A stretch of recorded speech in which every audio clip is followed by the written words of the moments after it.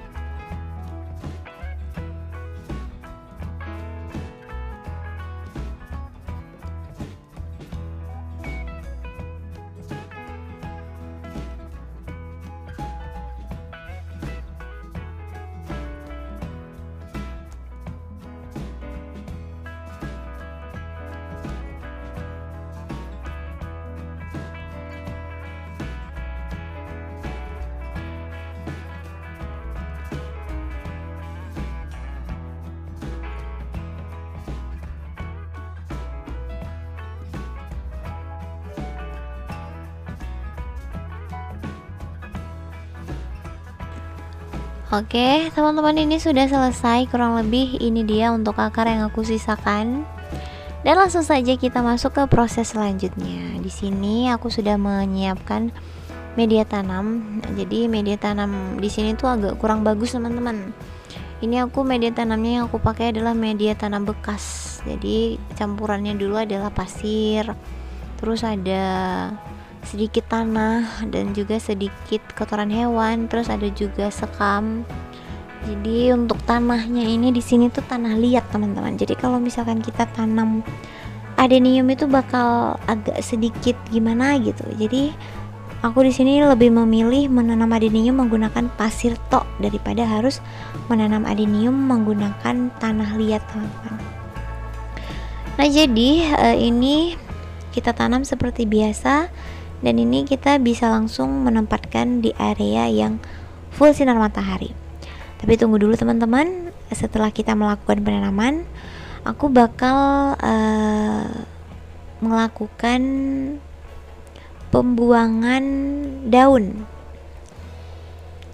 Jadi daunnya nanti bakal aku buang supaya lebih perfect lagi mereka.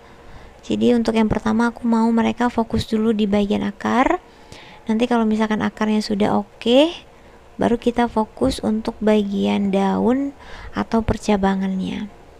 Jadi setelah aku melakukan penanaman ini, aku melakukan pembuangan daun ataupun pruning daun adenium. Itu pol, aku ngabisin semuanya.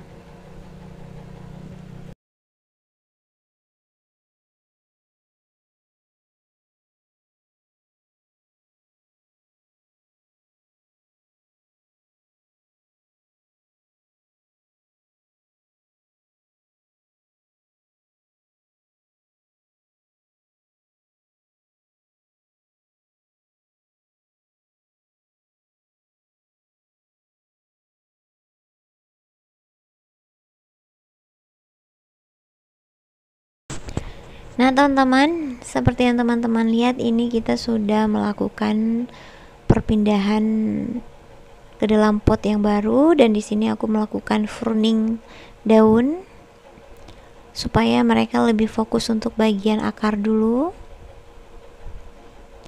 Nah, teman-teman, jadi untuk adenium cabang aktif ini bakal benar-benar aktif dia. Jadi bakal selalu mengeluarkan cabang baru. Tapi terkadang mereka mengeluarkan cabang di tempat yang kita tidak ingini, itu boleh dipotong aja. Jadi walaupun percabangan aktif, terkadang kalau misalkan kita tidak membentuknya, itu juga nggak bakalan cantik, teman-teman. Nah, jadi ini kita anggap batang utama ya, batang pucuk ini. Dan untuk bagian bawah ini juga langsung aku pruning. Nah, ini kita buang aja semua, teman-teman. Gak usah takut karena di 10 hari ini bakal mengeluarkan cabang baru. Mereka bakal mengeluarkan daun baru yang lebih indah lagi. Untuk penempatannya setelah kita melakukan 2 proses ini, yaitu proses pertama pemindahan pot dan yang kedua adalah proses pruning daun, ini teman-teman boleh melakukan pemupukan. Tapi di sini karena memang NPK 1616 lagi kosong, aku tidak melakukan pemupukan. Nah, untuk penempatannya teman-teman boleh langsung menempatkan di area yang full sinar matahari. Karena seperti yang kita tahu, adenium itu sangat suka dengan sinar matahari. Jadi semakin lama dia terkena cahaya sinar matahari, maka semakin bagus untuk daunnya, untuk batangnya, untuk bunganya. Jadi bagus untuk semuanya. Dan rahasia dari adenium yang memang terkena cahaya sinar matahari pol, itu dia bakal terus berbunga, teman-teman. Dan berbunganya itu tidak pandang musim, terus bunganya gugur ya 1 bulan kemudian dia bakal muncul kelopak bunga yang baru, jadi bakal terus berbunga. Oke, baik teman-teman semuanya, sampai di sini saja sedikit sharing kita hari ini. Semoga konten ini bermanfaat. Jangan lupa like, komen, dan juga subscribe-nya. Dan sampai jumpa di next video berikutnya. Bye bye.